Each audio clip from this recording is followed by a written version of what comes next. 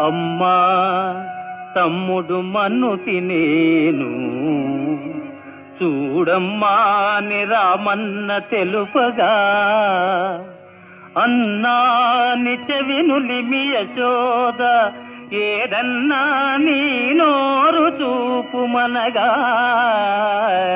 చూపితివట నీ నోటను బాపురే 14 భువన భాండముల ఆ రూపము గనిన యశోదకు తాపము నశించి జన్మధన్యతగా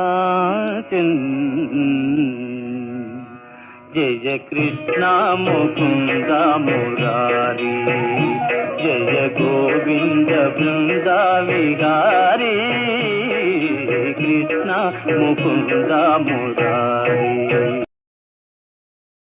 Download ShareChat.